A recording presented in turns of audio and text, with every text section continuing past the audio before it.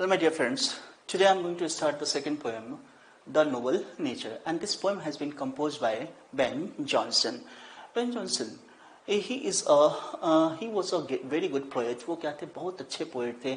उन्होंने बहुत सारी कविताएं भी लिखी हैं. बहुत सारी कविताएं उनकी क्या हैं, पोएम्स क्या हैं, नेचर के ऊपर आधारित हैं. लेकिन नाउ और हमें नोबल बनाने की कोशिश करती हैं कि अगर क्या है हम लंबा जीवन जीते हैं और उद्देश्यहीन जीवन जीते हैं तो उसका कोई फायदा नहीं होता है. लेकिन एक हम शॉर्ट लाइफ जीते हैं और उद्देश्यपूर्ण लाइफ जीते हैं, पर्पसफुल लाइफ जीते हैं, वो क्या हो सकता है, अच्छा हो सकता है. Here I want to say, now I am going to start the poem.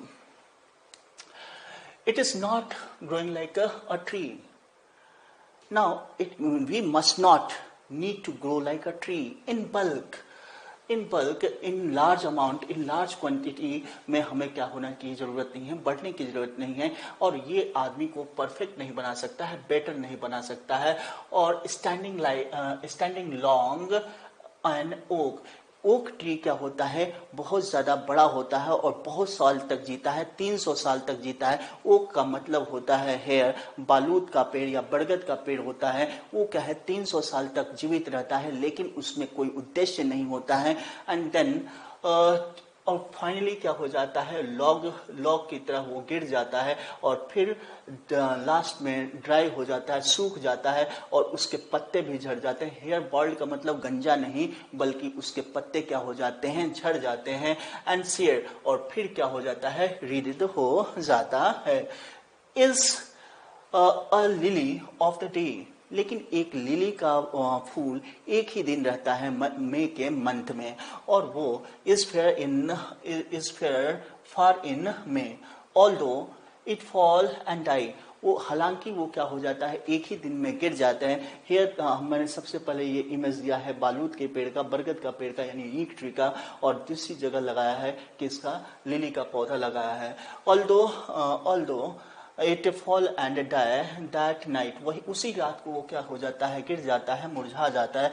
It was the plant and flower. ये क्या है, प्लांट है होप का. लाइट का मतलब हेयर होप का प्लांट है. उम्मीद हमें देता है कि शॉर्ट लाइफ जियो लेकिन meaningful life Jio. It was the plant and flower of the light in small proportions.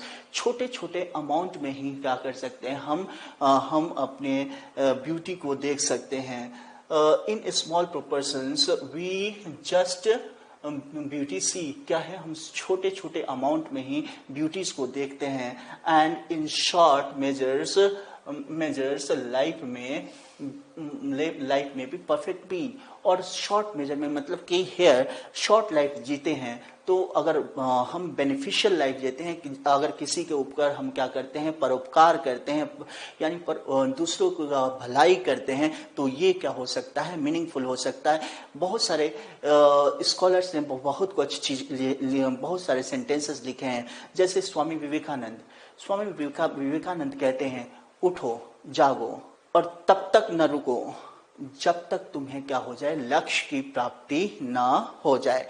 Now in the end of the poem the poet says, if winter comes can spring be far behind.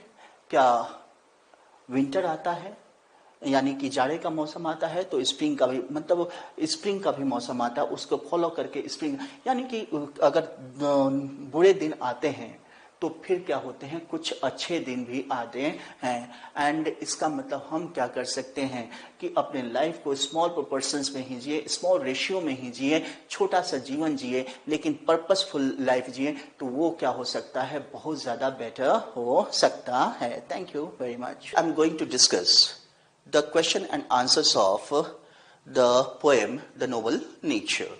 Now the question is going to be raised, what symbols does Ben Jonson draw from nature? Ben Jonson किस तरीके से nature को क्या करते हैं, symbolise करते हैं. So here the answer can be that Ben Jonson uses the symbols of an oak tree and a lily plant. वो क्या करते हैं, ओक ट्री का सिंबल यूज करते हैं और लिली प्लांट का सिंबल यूज करते हैं. Second is here mention the qualities of an oak. So an oak lives for 300 years without any purpose, and it falls in the end like a log dry and sapless. वो क्या हो जाता है, sapless होकर के गिर जाता है, लॉग गट्ठर के तौर पर गिर जाता है, और वो क्या है, उसमें कोई भी ब्यूटी नहीं होती है. वो क्या होता है, पर्पसलेस होता है, उद्देश्यहीन होता है. That is the answer. Now how does lily of a day impress us? हम लोगों को लिली फ्लावर किस तरीके से इम्प्रेस करता है? लिली फ्लावर मई के महीने में एक ही दिन रहता है, लेकिन जब तक वो क्या है, जब तक वो गिरता है, वो नाइट में गिर जाता है, लेकिन वो क्या करता है, हमें एक्लेजियास्टिकल जॉय दे करके जाता है, परमानंद की अनुभूति प्रदान करके जाता है. The fourth question is, how can a human life be perfect according to the poet? So according to the poet, a human life can be perfect only by doing the good deeds. वो क्या करते हैं, हम good अच्छे कार्य को करते हैं और नोबल काम करते हैं, नेक काम को करके हम क्या कर सकते हैं, ह्यूमन लाइफ को परफेक्ट कर सकते हैं. Hello my dear students, I am going to start a very interesting chapter. And the name of the chapter is A Room 10 into 8 or A Room 10 by 8. And this chapter has been written by K.S. Duggal. Now, this chapter talks about the generation gap. किस तरीके से हमारे माता पिता और दादा दादी के हम क्या हैं, यंग हैं, होते हैं, थोड़े छोटे बच्चे होते हैं, तो ये हमारे विचार क्या होते हैं, मिलते जुलते नहीं हैं, और इस तरीके से ये क्या हो रहा है, हम संस्कारहीन होते जा रहे हैं. ये इसी को बता रहा है कि हमारे माता पिता और हमारे थॉट्स में कितना विचारों में क्या हो गया है, अंतर आ गया है. और अंत में फाइनली मैं ये कहना चाहता हूं कि as you sow as you reap. जैसा तुम बोओगे वैसा ही तुम क्या करोगे, काटोगे. Here I have watched a film. एक मैंने फिल्म देखी थी, जैसी करनी वैसी भरनी. उसमें क्या है, गोविंदा क्या करता है, गोविंदा का दादा कादर खान होता है, कादर खान का पुत्र वो शक्ति कपूर होता है. शक्ति कपूर क्या करता है, कादर खान को निकाल देता अपने घर से, और फिर वो गोविंदा क्या करता है, क्योंकि दादा दादी के लिए ये क्या होते हैं, इंटरेस्ट होते हैं, ब्याज होते हैं, वो इसलिए वो उसके प्रति, दादा दादी के प्रति क्या है, बहुत ज्यादा भावनाओं में लिप्त है, और वो क्या करता है, उनसे अपने माता पिता से ही बदला ले लेता है. इसका मतलब जैसी करनी वैसी भरनी. Here now I am going to start the chapter. मैं अब क्या कर रहा हूँ, स्टार्ट करने जा रहा हूँ चैप्टर को. Mrs Malik's views. This room, here, a room.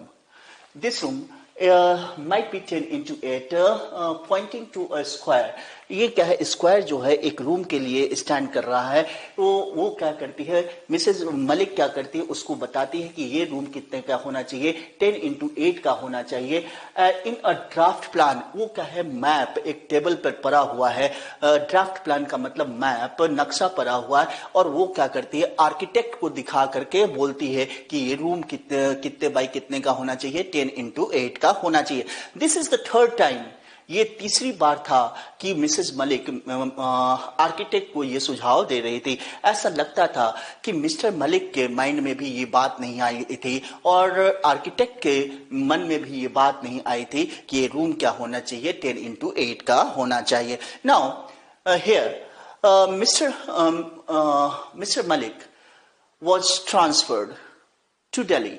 Mister Malik का ट्रांसफर हो गया था दिल्ली में, और अब वो क्या है, दिल्ली वापस जाते वक्त वो लोग सोच रहे हैं, मिसेस मलिक और मिस्टर मलिक सोचते हैं, और उनके बेटे बेटी सोचते हैं कि दादी भी सोचती हैं कि क्या करेंगे, जब हम दिल्ली में वापस जाएंगे तो अपने लिए खुद का मकान को निर्माण कर लेंगे. और ऐसा इसलिए वो सोच रहे हैं कि उन्होंने एक पॉश कॉलोनी में फैशनेबल का मतलब होता है पॉश, बहुत अच्छे एरिया में उन्होंने क्या कर लिया था, एक दिल्ली में प्लॉट खरीद लिया था और उसी पर वो मकान का निर्माण करवाना चाहते थे। इसी बीच जब वो क्या, उनका दिल्ली में क्या हो गया था, ट्रांसफर हो गया था और वो मिसेस मलिक मन ही मन में सोचती हैं, in the heart of the heart सोचती हैं, यानी कि दिल में दिल ही दिल में सोचती हैं कि after the completion of the house, जब मेरे मकान का निर्माण हो जाएगा तो मैं दिल्ली में ही क्या हो जाऊंगी, परमानेंट से सेट हो जाऊंगी और अपने बच्चों के साथ सेट हो जाऊंगी।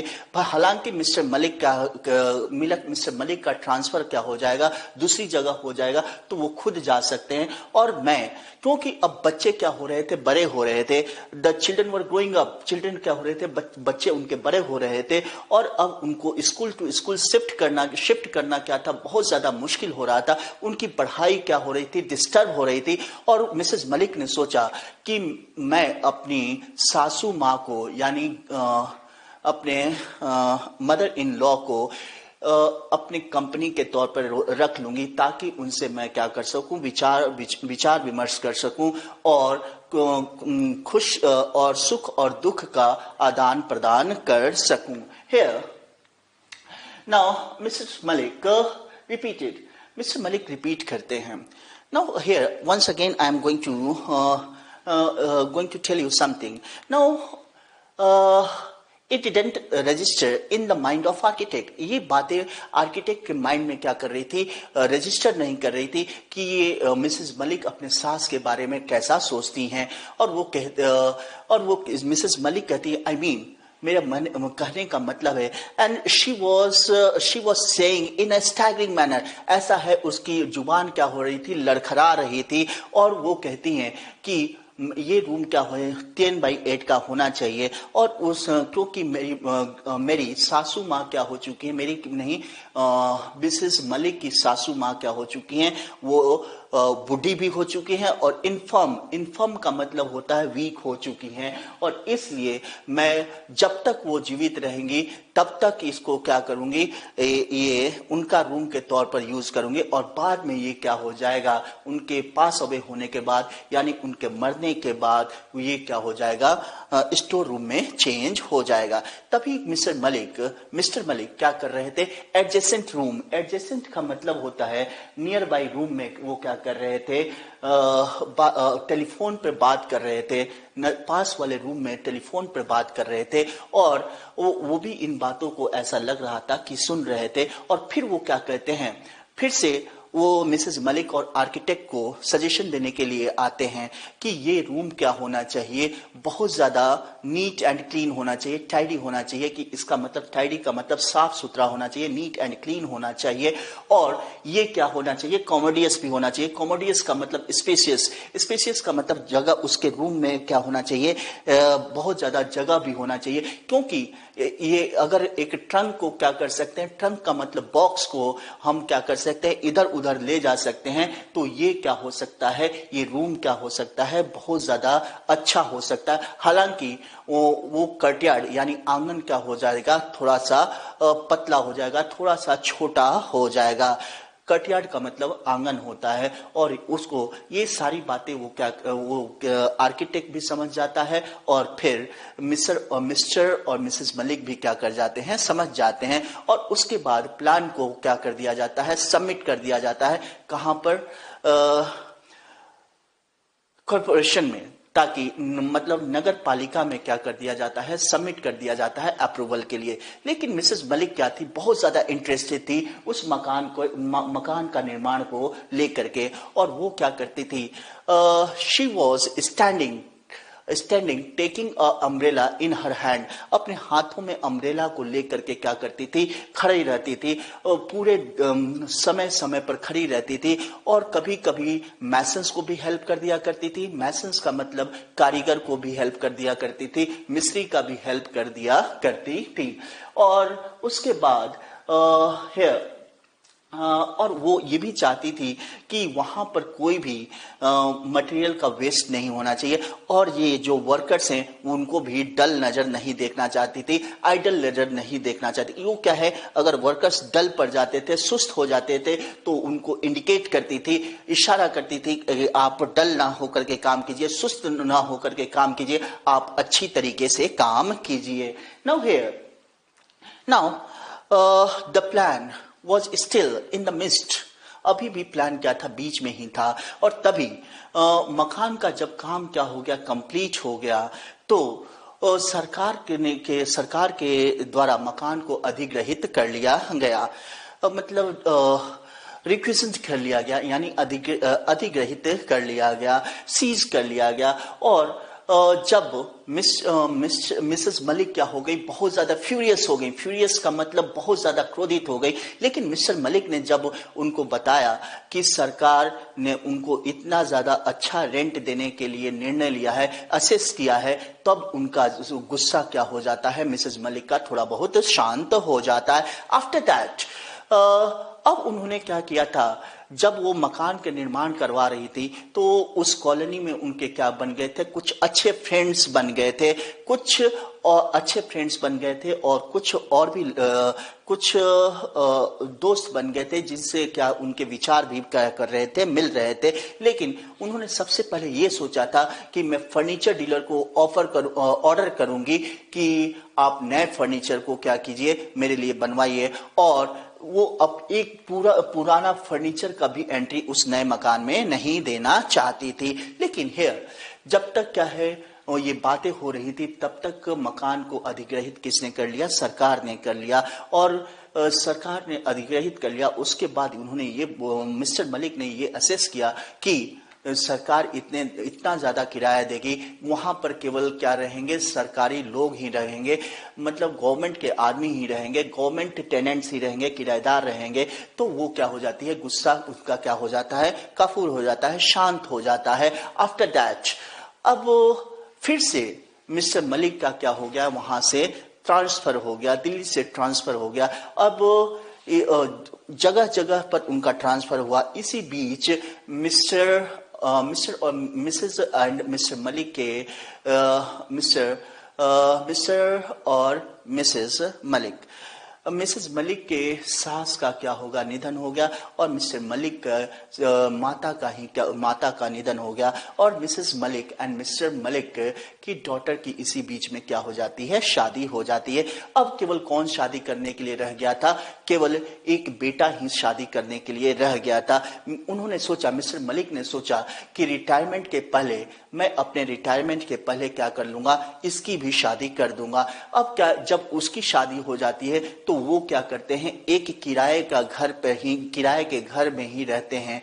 किसके साथ, अपने बेटे और बहू के साथ एक किराए के घर में ही रहते। इसी बीच वो सरकार से मिस्टर मलिक क्या कर रहे थे, फाइट कर रहे थे, लड़ाई कर रहे थे कि इस घर का अधिग्रहण क्या कर दो, छोड़ दो, इस घर के ऊपर से कब्जा छोड़ दो। लेकिन अब इसी बीच मिस्टर मलिक का क्या हो गया, निधन हो गया। यानी मिस्टर मलिक क्या हो गए, स्वर्गवासी हो गए। और अभी ये ऑर्डर आता कि सरकार क्या है, 3 महीने के बाद इस घर को डी रिक्विजिट करेगी, यानी कि फिर से वो उसको मुक्त कर देगी, अनसीज कर देगी। और तभी वो क्या है, उनका निधन हो जाता है, किसका, मिस्टर मलिक का। और वो एक दिन भी अपने घर में नहीं रह पाए थे। लेकिन यहाँ पर मिसेस मलिक की डॉटर इन लॉ क्या थी, बहुत ज्यादा ईगर थी, बहुत ज्यादा किनर थी। किनर का मतलब बहुत ज्यादा इंटरेस्टेड थी कि वो क्या करे, अपने घर में शिफ्ट करे। एंड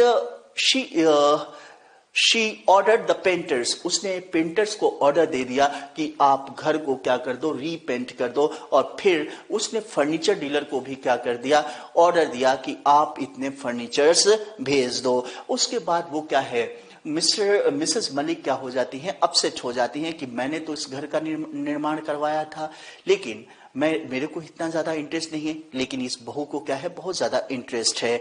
और मिसेस मलिक ने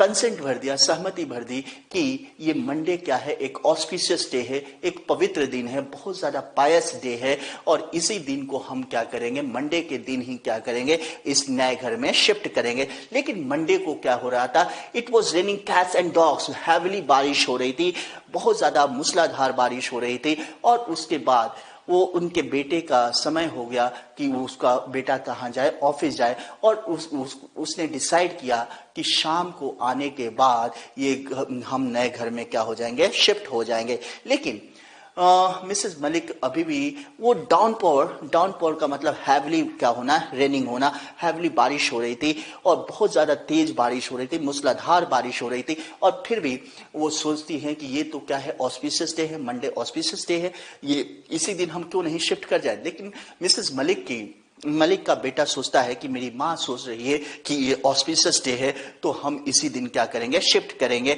और उन्होंने एक कार का बुलावा भेजा, यानी सेंट फॉर का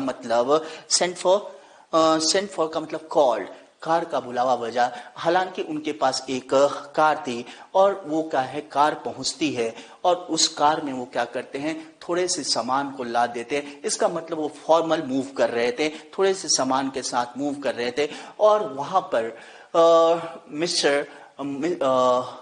मिसेस मलिक बैक सीट पर बैठी थी और मिसेस मलिक का बेटा और डॉटर इन लॉ जो बहू थी वो कहाँ बैठे थे, फ्रंट सीट पर बैठे थे। और रियर व्यू ग्लास का मतलब होता है जो पीछे वाला कांच होता है, जिस जो कार के बीचों बीच में लगा रहता है, वो जिससे हम बैक कांच से क्या कर सकते हैं, देख सकते हैं कि क्या है, रोड पे कौन से डायरेक्शन में गाड़ी आ रही है। तो वो रियर व्यू ग्लास को बहू क्या करती है, वो अपनी तरफ करती है और फिर वो क्या करती है, अपने लिप्स को पेंट करना शुरू कर देती है, यानी कि लिपस्टिक अप्लाई करना शुरू कर देती है। तो what's the need, Mrs Malik ने सोचा कि क्या ये जरूरत है कि ये अपने लिप्स को क्या करो, लिपस्टिक को अप्लाई करो। उनको क्या करना था, नए घर में जा करके उनको क्या कर जाना था, खाना खा करके सो ही जाना था।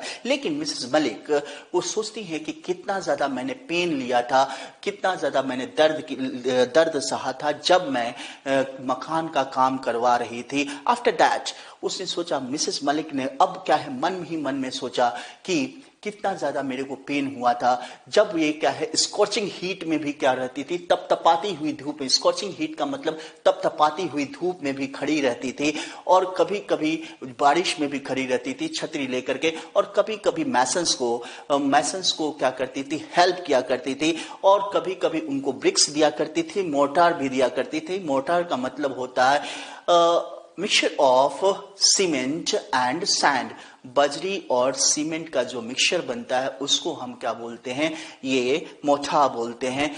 यानी मसाला दिया करती थी ताकि वो क्या हो सके, दीवार मजबूत हो सके। और कभी कभी प्लास्टर जब वॉल हो जाया करते थे तो वो क्या करती थी, पाइप को ड्रैग करके, खींच करके वहां पर ले जाया करती थी, और पाइप से क्या करती थी, वो प्लास्टर्ड वॉल पे वो पानी भी डाला करती थी ताकि वो क्या है, दीवार मजबूत हो जाए। इसने बहुत ज्यादा कष्ट सहे थे, लेकिन ये बहू मेरी बातों को नहीं समझ सकती।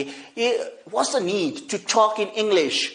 अब ये मेरे बेटे से, यानी मिसेस मलिक के बेटे से ये इंग्लिश में बात करने की क्या जरूरत है। आजकल की लड़कियां क्या होती हैं, बहुत ज्यादा टॉकेटिव होती हैं, और वो क्या कर रही है, इंग्लिश में बातें कर रही हैं। तो what's the need to talk in English.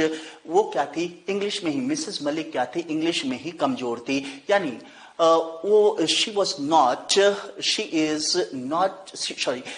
Not educated in English. वो इंग्लिश में उन्होंने क्या किया था, एडुकेशन को गेट नहीं किया था। और लेकिन उसके अलावा उनको बहुत सारा काम भी आता था। वो क्या थी, हर काम में परफेक्ट की। और ये बॉल डांस जो होता है, बॉल डांस देखिए, जब हम क्या करते हैं, एक अपने प्रेमिका या अपनी पत्नी के साथ क्या करते हैं, उसके वेस्ट में हाथ डालकर और उसके शोल्डर पे हाथ डाल करके क्या करते हैं, डांस करते हैं, तो हम उसको क्या बोलते हैं, बॉल डांस बोलते हैं। उसको भी वो जानती थी, बॉल डांस भी करना सीख लिया था, लेकिन इंग्लिश में वो क्या थी, बहुत, मिसेस मलिक बहुत ज्यादा कमजोर थी। फिर से वो सोचती हैं कि ये तो ऐसा लगता है कि आर्किटेक्ट ने एक चित्र बनाया था, यानी पिक्चर बनाई थी। तो उन्होंने सोचा, मिसेस मलिक ने सोचा कि ये तो क्या है, घर की मालकिन का ही पिक्चर हो सकता है। लेकिन वो क्या है, मरून कलर की साड़ी पहनी हुई थी। मरून कलर होता है, डार्क रेड कलर को हम क्या बोलते हैं, मरून कलर बोलते हैं। लेकिन she doesn't like maroon colour saris. वो डार्क रेड कलर की साड़ी को मिसेस मलिक पसंद नहीं किया करती थी। आफ्टर दैट वो सोचती है कि मेरे को ये रंग क्या करता है, सूट नहीं करता है। ये जो लड़कियां हैं, मॉडर्न लड़कियां हैं, यानी जो बहू है, उसके लिए ही ये मरून कलर की क्या कर होती है, मरून कलर की साड़ी क्या हो सकती है, सूट हो सकती है। वो मिसेस मलिक भी, वो मिसेस मलिक की डॉटर इन लॉ क्या पहनी हुई थी, ये मरून कलर की साड़ी पर। लेकिन ये कैसे पॉसिबल है? उस वक्त जब आर्किटेक्ट ने क्या बनाया था, डिजाइन बनाया था मकान का, तो वहां पर ये तो उस सीन में नहीं थी, वो मिसेस मलिक ही थी, सीन में थी। और मिसेस मलिक क्या करती हैं, कभी कभी अपने आप को जा करके मार्बल पिलर पर क्या करती हैं, रिक्लाइन करती हैं। सपोर्ट, रिक्लाइन का मतलब सपोर्ट लेकर के खड़ी हो जाती हैं, ताकि, और फिर वो अपने आप को आईने में देखती हैं कि मैं कैसी लगती। मिसेस मलिक पिक्चर में मिसेस मलिक की जितनी हाइट थी, उस औरत की भी उतनी ही ज्यादा हाइट थी। उसके बाद उसने सोचा कि ऐसा पॉसिबल है कि ये क्या, किसका पिक्चर है, मेरी डॉटर इन लॉ का पिक्चर है। लेकिन ये इट्स नॉट पॉसिबल, ये पॉसिबल नहीं है। So here after that again, अब क्या है कि अब सीधे मिस्टर मलिक, नहीं, मिस्टर मलिक के बेटे क्या करते हैं, वो सीधे जा करके पोर्च में गाड़ी को खड़ी कर देते हैं। और मिसेस मलिक की डॉटर इन लॉ क्या करती है, जंप आउट करती है, कार के डोर से जंप आउट करती है, और वो क्या करती है, घर में प्रवेश कर जाती है, और पिलर के, मार्बल पिलर के पास जाकर के खड़ी हो जाती है, और अपने हेयर डू का मतलब होता है जूड़ा। ये मरून कलर की साड़ी है, देखिए, ये मरून कलर की साड़ी है, जो क्या है, डार्क रेड है।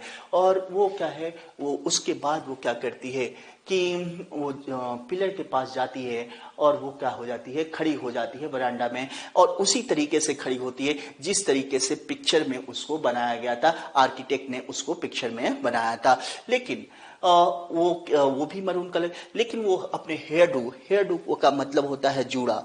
जूड़ा पर क्या करती है, अपने मरून कलर की साड़ी को खींचती है, यानी कि पर्दा को खींचती है, और फिर क्या करती है, उसको देखती है, अपने चेहरे को देखती है। And she was very happy. वो क्या हो जाती है, बहुत ज्यादा खुश हो जाती है। कौन बहुत ज्यादा खुश हो जाती है? मिसेस मलिक की डॉटर इन लॉ क्या हो जाती हैं, बहुत ज्यादा खुश हो जाती हैं। After that Mrs Malik daughter in law बहुत ज्यादा खुश हो जाती हैं। लेकिन इसी बीच क्या है कि दूसरा कार आती है, और उसके बाद वो उनको पे करती है, पैसा पे कर देती है। लेकिन और सर्वेंट्स को ऑर्डर देती है कि इन सामानों को इधर इधर रखो, यहाँ पर डायरेक्शन देती है, इस जगह रखो, इस जगह रखो। और फिर लेकिन मिसेस मलिक के बेटे ने एक बात की तरफ ध्यान नहीं दिया था कि वो अपनी माँ को भूल गया है, कार में बैठे हुए छोड़ गया। मिसेस मलिक जब भी क्या करती थी, कहीं जाती थी, तो वो क्या है, पहले उनका बेटा उनको बेटा करता था, सेवा करता था, और बहुत ज्यादा उनका आदर किया करता था। लेकिन अब क्या है, मिसेस मलिक की डॉटर इन लॉ आ गई थी, जिसकी वजह से वो क्या हो गया था, उनमें थोड़ा सा विचार उनसे नहीं मिल रहे थे। आफ्टर दैट अचानक मिसेस मलिक के बेटे को ध्यान आया कि ये तो अपनी माँ को भूल गया है। तब वो क्या करता है, पीछे, कार के पीछे जो बैठी हुई थी मिसेस मलिक, उसके दरवाजे को खोलता है, डोर को खोलता है, और उसकी माँ को लेकर के आता है। और फिर वो कहती है, मिसेस मलिक कहती हैं कि I don't have any appetite appetite का मतलब होता है हंगर, मेरे को कोई हंगर नहीं है, मेरे को कोई भूख नहीं है, एपेटाइट हंगर नहीं है। लेकिन सर्वेंट्स ने क्या कर दिया था, ऑलरेडी टेबल पर खाना लगा दिया था। लेकिन मिसेस मलिक की डॉटर इन लॉ अभी भी बहुत ज़्यादा खुश थी और वो कहती हैं कि if you don't have any hunger, अगर आपको कोई भूख नहीं है तो आप क्या करो, यहाँ पर वहाँ पर इस रूम में जा करके सो जाओ। कौन से रूम में? Here that's a room, this is the room, that is the 10/8, 10x8। इस रूम में जा करके सो जाओ। और अब वो क्या है, उनको रेस्पेक्ट नहीं देती है। यानी कि अब क्या है, वो मिसेस मलिक ने अपनी सास के लिए क्या बनाया था, ये रूम बनाया था, 10x8 का रूम बनाया था। लेकिन अब उसकी बहू क्या कह रही है, इस रूम में क्या करो, आ करके सो जा करके सो जाओ। और इसी बीच वो क्या करते हैं, दोनों खाना खाते हैं और फिर वो क्या करते हैं, अच्छे से रूम में जा करके सो जाते हैं। अब वो क्या हो रही है, रिग्रेट हो रही है, उनको पछतावा हो रहा है कि मैंने ऐसा डिसीजन क्यों कैसे ले लिया। इसका मतलब जैसी करनी वैसी भरनी। Thank you very much. Hello my dear students, now I am going to discuss the question and answers of the chapter Room 10x8, which has been written by K.S. Duggal. So here the first question is, why did Mrs. Malik decide to stay back in Delhi? The answer is that Mrs. Malik decided that she is going to stay back in Delhi permanently because she was sick. वो क्या हो गई थी, sick हो गई थी। उनके transfer से, मिस्टर मलिक के ट्रांसफर से सिक हो गई थी और अब बड़े बच्चे हो रहे थे, उनके बच्चे भी बड़े हो रहे थे और उनको स्कूल टू स्कूल मूव करना क्या हो गया था, बहुत ज़्यादा मुश्किल हो गया था, क्योंकि वो उनके शिक्षा पर असर दे रहा था। इसलिए उन्होंने डिसाइड किया कि जब उनका ट्रांसफर हो रहा है तो वो परमानेंटली कहाँ हो जाएंगी, शिफ्ट हो जाएंगी, कहाँ पर, दिल्ली में ही शिफ्ट हो जाएंगी जब उनके नए घर का निर्माण हो जाएगा। How do you know? The second question is, how do you know that Mrs. Malik was a sociable lady? Now, Mrs. Malik was a very sociable lady because while the construction of the house was going on, जब घर का काम चल रहा था, उनके घर का काम चल रहा था, she made न्यू फ्रेंड्स, उन्होंने बहुत सारे फ्रेंड्स बना लिए थे उसी कॉलोनी में, जिनसे क्या हो रहे थे, उनके विचार विमर्श मिल रहे थे, और जिनसे विचार विमर्श भी नहीं मिल रहे थे उनके साथ भी वो क्या रहती थी, बहुत ज़्यादा फ्रेंडली नेचर की रहा करती थी। इसका मतलब वो क्या थी, बहुत ज़्यादा सोशेबल लेडी थी। कौन? Mrs Malik. The third question is, what were Mrs. Malik's views about the private tenants? तो प्राइवेट टेनेंट्स मतलब जो प्राइवेट किराएदार होते हैं, तो उनके बारे में क्या विचार रहता था? तो मिसेस मलिक कहा करती थी कि प्राइवेट टेनेंट्स का कभी भी डिमांड खत्म नहीं होता है और वो घर को क्या करते हैं, नुकसान भी पहुंचाया करते थे, और वो बहुत ज़्यादा उनके कंप्लेंट्स भी होते हैं, घर को लेकर के शिकायतें भी होती है, और समय पर वो घर का किराया भी नहीं देते हैं। यानी कौन नहीं देता है? प्राइवेट टेनेंट्स नहीं देते हैं, प्राइवेट किराएदार नहीं देते हैं। Now here the fourth question is, what shows that Mrs Malik's daughter in law was keener than to shift into her own house. Now, as soon as Mrs. Malik's daughter-in-law heard that the government had given the order had given the order to release the house, she gave the order to the painters to paint the house, and she gave the order to furniture dealer to send the new furnitures for the house. इसलिए ये show करता है कि वो क्या थी, बहुत ज़्यादा मिसेस मलिक की डॉटर इन लॉ यानी बहुत ज़्यादा रुचि ले रही थी अपने नए मकान में शिफ्ट होने के लिए।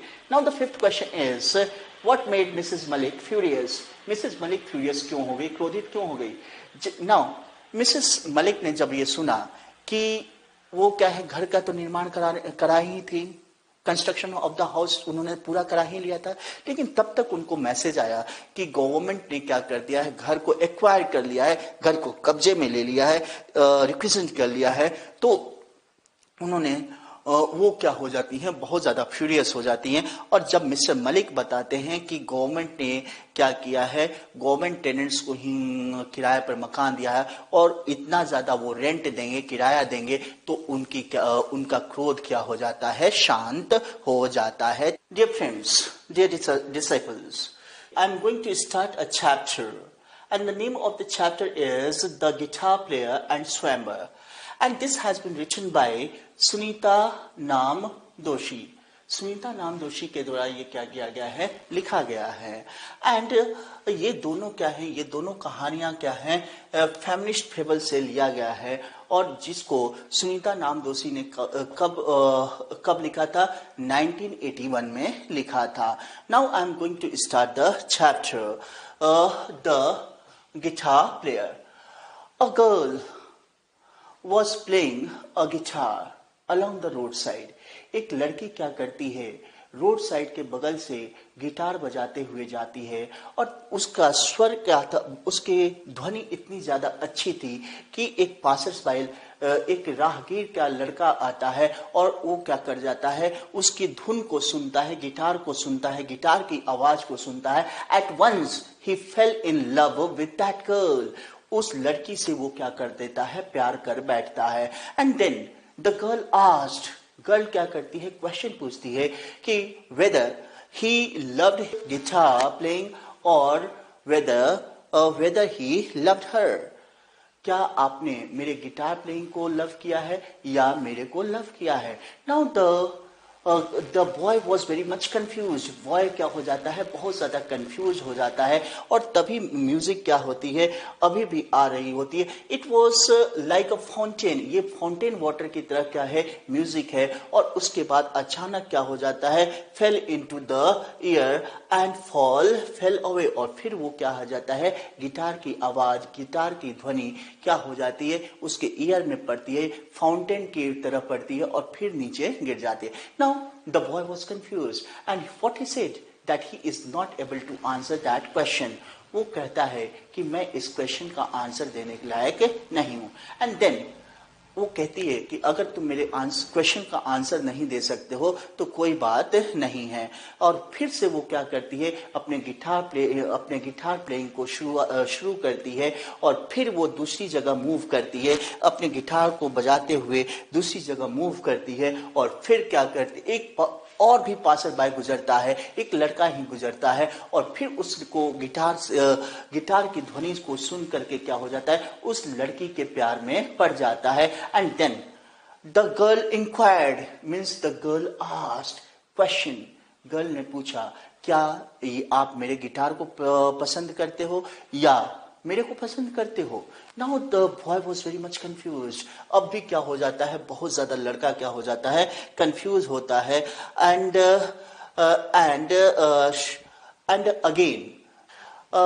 Again she said, first of all the boy was confuse. Boy क्या हो जाता है, कंफ्यूज हो जाता है। And he was not able to answer the question.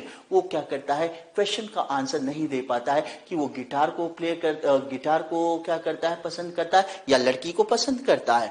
वो आंसर नहीं दे पाता है, लड़का आंसर नहीं दे पाता है। और फिर वो क्या हो जाती है, मूव कर जाती है एक जगह से दूसरी जगह। अगेन वो क्या करती है, गिटार को प्ले करते हुए मूव करती है। लेकिन दोनों लड़के क्या होते हैं, जब शाम को अपने बिस्तर में पड़े होते हैं तो they remembered the melodious voice, the melodious playing of the guitar sounds.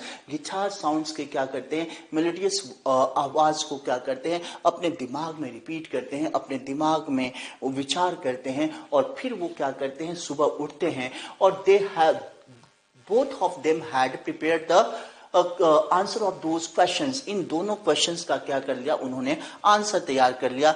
और एक लड़का क्या करता है, वहां जाता है और बोलता है कि भले आपके पास, they thought all night, the first one answered obviously का मतलब स्पष्ट तौर पर, ऑब्वियसली का मतलब होता है स्पष्ट तौर पर क्या करता है, वो आंसर देता है लव्ड। अगर वो क्या करता, अगर उसको लव करता, even if she could not play the guitar, अगर आप गिटार को क्या करते, बजाते भी नहीं, तो मैं क्या करता, आपको लव करता। Now the second boy answered that he would love हर, वो अभी भी उसको क्या करता, प्यार करता, जब आपके पास ये क्या होता, गिटार प्लेयर नहीं होता। Now the guitar player, it means the girl was very confuse, girl क्या हो जाती है, कंफ्यूज हो जाती है। And both of the boys inquired, वो दोनों क्या करते हैं, इंक्वायर करते हैं, क्या हमने गलत आंसर दिया। लेकिन उस लड़की ने बोला कि आपने कोई गलत आंसर नहीं दिया। नाउ व्हाट शी सेड, कि अगर मेरे पास कोई पोजीशन है, कोई चीज बिलोंगिंग है, अगर मेरे पास कोई गिटार है और मैं गिटार को प्ले करती हूं, तो इसका मतलब आप मेरे हर पोजीशन को, हर वस्तु को क्या कीजिए, प्यार कीजिए। इसलिए वो क्या कर जाती है, और फिर वो सैड टोन को बजाती है, सैड टोन गिटार पर बजाती है, और फिर वो क्या कर जाती है, मूव कर जाती है। इट मीन्स, देखिए हम क्या करते हैं, मेल डोमिनेशन वर्ल्ड में रहते हैं, हम पुरुष प्रधान देश में रहते हैं, और यहाँ पर नारी को क्या किया जाता है, हर साइड से ब्रूटलाइज किया जाता है, एक्सप्लॉइट किया जाता है, उनके टैलेंट को भी क्या किया जाता है, एक्सप्लॉइट किया जाता है। एंड देन, और इसलिए वो लड़की क्या हो जाती है, बहुत ज्यादा सैड हो जाती है, और फिर उनको दोनों के वो क्या करती है, प्यार नहीं करती है। और क्योंकि सबसे पहले उसको चाहिए था कि वो क्या करे, उनके म्यूजिक को भी पसंद करे, वो दोनों लड़के उनके म्यूजिक को भी पसंद करे। एक लड़के ने आंसर दिया कि आप गिटार नहीं बजाती तो भी क्या है, मैं आपको लव करता, और दूसरे ने आंसर दिया, अगर आपके पास गिटार नहीं होता तो मैं क्या करता, प्यार करता आपको। लेकिन उन दोनों आंसर से क्या थी, अनसेटिस्फाइड थी, बहुत ज्यादा असंतुष्ट हो गई थी, वो बहुत ज्यादा पेन्ड हो गई। और इसका मतलब है कि हम क्या करें जी, कि नारी को अच्छे पोजीशन में देखने की कोशिश करें, हमें नारी को बहुत ज्यादा महत्व देना चाहिए। क्योंकि देखिए, हियर देयर्स अ कॉमेडी, ये कॉमेडी की बात है, ये कि सारे मंत्रालय किसको दे दिए गए, ईश्वर में लक्ष्मी को दे दिया गया, धन की देवी बता दिया गया, और सरस्वती को विद्या की देवी बता दिया गया, और शक्ति दुर्गा को बता दिया गया। लेकिन एक को बैठा दिया गया शेष नाग पर, और क्षीर सागर में बैठा दिया गया विदाउट एनी प्रोटोकॉल, और एक के गले में क्या कर दिया गया, सांप डाल दिया गया, और उसके जटा से क्या निकाल दिया गया, गंगा निकाल दिया। And these two are the ministers without any protocol, ये दोनों क्या है, मिनिस्टर्स विदाउट एनी प्रोटोकॉल है। लेकिन हमें क्या करना चाहिए, हर नारी को सम्मान देना चाहिए। यत्र नार्यस्तु पूज्यन्ते तत्र रमन्ते देवता, यत्र नार्यस्तु न पूज्यन्ते सर्व तत्र अफला क्रिया, यानी जहां पर नारियों की क्या होती है, पूजा और सम्मान होती है, वहां पर सारे देवी देवताओं का निवास होता है। और जहां पर नारियों की पूजा और सम्मान नहीं होती है, वहां हर चीज क्या हो जाता है, विनाश को मिल जाता है। इसका मतलब हमें क्या करना चाहिए, नारियों को सम्मान देना चाहिए। यत्र नार्यस्तु पूज्यन्ते तत्र रमन्ते देवता, यत्र नार्यस्तु न पूज्यन्ते सर्व तत्र अफला क्रिया, यानी जहां पर नारियों की क्या होती है, पूजा और सम्मान होती है, वहां पर सारे देवी देवताओं का निवास होता है। और जहां पर नारियों की पूजा और सम्मान नहीं होती है, वहां हर चीज क्या हो जाता है, विनाश को मिल जाता है। इसका मतलब हमें क्या करना चाहिए, नारियों को सम्मान देना चाहिए, बहुत अच्छी सम्मान देना चाहिए। This is the first part of the book राजा था, and he had a daughter, उसकी लड़की भी थी। But every time she used to means the princess used to whistle. वो हर समय प्रिंसेस राजकुमारी क्या करती थी, सीटी बजाया करती थी। और राजा बोलता था कि डोंट विसल, विसल करने की जरूरत नहीं है, सीटी बजाने की जरूरत नहीं है। The queen also said, the queen also warned her कि you need to do the whistling, आपको क्या है विस्लिंग करने की जरूरत नहीं है। लेकिन फिर भी वो प्रिंसेस नहीं माना करती थी, राजकुमारी नहीं माना करती थी। And she was habitual of it, उसकी आदत ही पड़ गई थी कि वो क्या करे, विस्लिंग करे। And day past and past, दिन क्या होते रहा, गुजरते रहा, साल गुजरते रहे। और उसके बाद वो लड़की क्या हो गई, एक वुमेन के फॉर्म में आ गई, यानी यंग हो गई और ब्यूटीफुल प्रिंसेस हो गई। और वो क्या है, एक औरत का रूप धारण कर लेती है, यानी अब क्या है, छोटी प्रिंसेस से बड़ी हो जाती है और वो क्या बन जाती है, औरत हो जाती है। फिर वो अभी भी क्या करती थी, विस्लिंग किया करती थी, सीटी बजाया करती थी। लेकिन मदर और फादर क्या थे, एंग्शियस थे, चिंतित थे कि अब क्या होगा इस लड़की का, इस लड़की की क्या हो सकती है, शादी नहीं हो सकती है। उनके पेरेंट्स क्या करते थे, ग्रीव करते थे, दुख व्यक्त करते थे कि लड़की की अब क्या हो सकती है, यानी प्रिंसेस की, राजकुमारी की शादी नहीं हो सकती है। नाउ दे प्रोक्लेम्ड, उन्होंने क्या किया, फादर ने बोला, प्रोक्लेम्ड किया कि वो क्या करेंगे, अपने किंगडम का, अपने राजपाट का आधा राजपाट क्या कर देंगे, उस राजकुमार को सौंप देंगे जो क्या करेगा, इस लड़की को यानी प्रिंसेस को विस्लिंग करने में मात दे देगा, उसको डिफीट कर देगा। लेकिन सभी शूटर्स आए, नुक एंड कॉर्नर से आए, देश के कोने कोने से आए, और सभी ने क्या किया, and the palace was jam packed, palace क्या हो गया, जैम पैक्ड हो गया, मतलब बहुत ज्यादा भीड़ हो गई। और उसके बाद they started to do the whistling. Shooters का मतलब यहाँ पर कॉम्पिटिटर्स, यानी कि जो कंपटीशन करने आए थे, विस्लिंग के लिए कंपटीशन करने आए थे, उससे क्या हो गया, पैलेस जैम पैक्ड हो गया, महल जैम पैक्ड हो गया। और फिर सभी क्या करते हैं, एक एक राजकुमार विसिल करते हैं, लेकिन लड़की क्या है, उनको विसिल, लड़की बहुत ज्यादा विस्लिंग में अच्छी थी और प्रिंसेस अच्छी थी, और वो सभी राजकुमारों को क्या करती है, मात देती है, मतलब हरा देती है, डिफीट कर देती है। और उसके बाद उन्होंने अब राजकुमारी ने सोचा कि मैं इस सिचुएशन को मैं ही क्या कर सकती हूँ, हैंडल कर सकती हूँ। और उन्होंने किंग से बोला, राजकुमारी ने राजा अपने पिता से बोला कि मैं अब क्या करूंगी, इस मैटर को देखूंगी। और उसके बाद सभी ने सीटी बजाई और राजकुमारी भी सीटी बजाती हैं। और फिर वो पूछती हैं, तुम में से कौन कौन ऐसा आदमी है जो अपने आप को समझता है कि मैंने क्या कर दिया है, मैंने, यानी जो राजकुमार है वो राजकुमारी को डिफीट कर चुके हैं। सभी चुप हो जाते हैं। और वो जो प्रिंस थे, राजकुमार थे, वो कहते हैं इट्स अ ट्रिकी मैनर, ये तो चालबाजी है, ये चालाकी है। अब हियर वो कहते हैं, एंड आफ्टर दैट वो कहते हैं कि ये क्या है, ट्रिकी मैनर है, इन सब चीज़ों के हम क्या कर सकते हैं, बायकॉट कर सकते हैं। और ये क्या है, ये हमें क्या किया गया है, डिसीव किया गया है, धोखा दिया गया है। लेकिन एक ने कुछ भी नहीं कहा। नो दे रोअर्ड एक्सेप्ट वन, सभी गरजते हैं। रोअर्ड का मतलब गरजना, बरसना। एक तरीके से सभी लोग चिल्लाते हैं, सारे राजकुमार चिल्लाते हैं कि हम लोगों के साथ छल किया गया है, हम लोगों के साथ क्या किया गया है, चीटिंग की गई है, हम लोगों को डिसीव किया गया है। लेकिन एक राजकुमार ने कुछ नहीं बोला।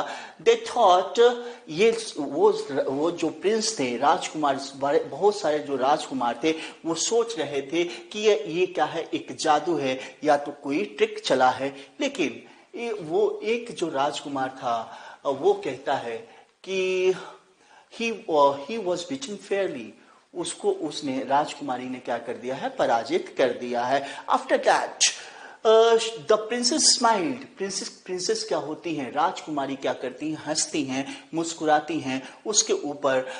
And and pointed to and उस मैन को राजा को दिखाती हैं और वो कहती हैं कि आपको कोई राजा को कोई ऑब्जेक्शन नहीं है तो मैं इसी राजकुमार से क्या करूंगी, शादी करूंगी। इसका मतलब है कि हियर सभी लोग क्या करते हैं, मीन्स औरतों को नीचा दिखाने की कोशिश करते हैं, लेकिन कुछ लोग ऐसे होते हैं जो क्या करते हैं, औरतों का रेस्पेक्ट करते हैं और फिर क्या करते हैं उनसे, जिस तरीके से मेरे पिताजी ने एक सॉन्ग लिखा था, यानी एक कविता लिखी थी, मेरी ये हार मेरी तेरा हार बनी, खुश हूं कि तेरा श्रृंगार बनी। Thank you very much.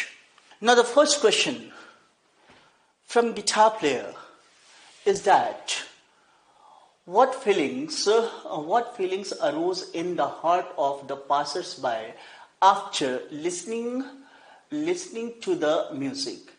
passers-by के दिमाग में क्या ख्याल रहा जब वो क्या करते हैं, गिटार की म्यूजिक को सुनते हैं। Now when the passers-by listen the guitar music, guitar के म्यूजिक को सुनते हैं, एवरी पासर्स बाय स्टंड, वो क्या हो जाते हैं, आश्चर्यचकित हो जाते हैं, क्योंकि इतना ज्यादा मेलोडियस क्या थी, म्यूजिक थी, उसको सुन करके एंड वो क्या होते हैं, उस लड़की को से प्यार करने लगते हैं। एट फर्स्ट साइट, पहले ही नजर में उसको प्यार हो जाते हैं। क्यों? क्योंकि वो क्या हो जाते हैं, प्रभावित हो जाते हैं किसकी म्यूजिक को सुन करके, गिटार की म्यूजिक को सुन करके। After that the second question is according to the girl did the passers-by give the right answer? No, both the passers-by did not give the right answer। दोनों passers-by ने उसको सही जवाब नहीं दिया, लड़की को सही जवाब नहीं दिया, यानी गिटार प्लेयर को सही जवाब नहीं दिया। According to the girl they must, लड़की के अनुसार उनको क्या करना है, उनको गिटार को भी, गिटार के म्यूजिक को भी पसंद करना है जो प्ले कर रही थी, और उसकी ब्यूटी को भी क्या करना था, पसंद करना था। जो भी उसके पास अधिकार थे, जो भी उसका अधिकार था, यानी गिटार का अधिकार था, म्यूजिक का अधिकार था, उन दोनों को क्या करना था, यानी उन दोनों पासर्स बाई को उनको दिल से एक्सेप्ट करना था, दिल से स्वीकार करना था। Now the third question is, how did the girl react to the reply of the passers-by? The girl just said that लड़की ने कहा कि उनका क्या है answer, their answer were not correct, उनका आंसर क्या है, सही नहीं है। And she went on playing, और फिर वो क्या करती है, फिर से वो गिटार को बजाती है। And she started to play the sad tone, वो सैड म्यूजिक को क्या करती है, बजाते हुए वहां से गुजर जाती है। कौन गुजर जाती है, गिटार प्लेयर गुजर जाती है, यानी जो लड़की गिटार बजाया करती थी उसको, वो वहां से क्या हो जाती है, दोनों लड़कों को छोड़ करके गुजर जाती है। Now the fourth question is from स्वयंवर। Why did the parents grieve? Parents क्यों ज्यादा दुखी थे, उनको दुख क्यों था, यानी कि राजकुमारी के पेरेंट्स को क्यों दुख था। So the answer is the parents had a daughter, parents के क्या थी, एक डॉटर थी जो क्या थी, राजकुमारी थी। And the princess was best in whistling में वो क्या थी, बहुत ज्यादा बेस्ट थी, उसको कोई मात नहीं दे सकता था। और जब वो क्या बन जाती है, एक ब्यूटीफुल औरत भी बन जाती है, तभी भी वो क्या करती है, इस विस्लिंग की आदत को नहीं छोड़ पाती है। इससे वो क्या होते हैं, पेरेंट्स यानी राजकुमारी के पेरेंट्स चिंतित थे कि कौन राजकुमार ऐसे विस्लिंग करने वाली लड़की से क्या करेगा, शादी करेगा। Now the next question of this स्वयंवर is, on what base was the princess finally able to choose her husband? Now she asked all the suitors, उन्होंने पूरे suitors से पूछा, राजकुमारी ने, suitors का मतलब जो competitors आए थे, कि उनको यानी राजकुमारी को किसने विस्लिंग में क्या कर दिया है, मात दे दिया है, डिफीट कर दिया है। सभी ने बोला सभी ने कुछ नहीं बोला। और उसके बाद वो कहते हैं कि ये क्या है, ये ट्रिकी मैनर है, चाल है, ये या तो ये क्या है, कोई मैजिक है, कोई जादू है। लेकिन एक ने कुछ नहीं बोला और उसने कहा कि मैं क्या हो गया हूं, डिफीट हो गया हूं।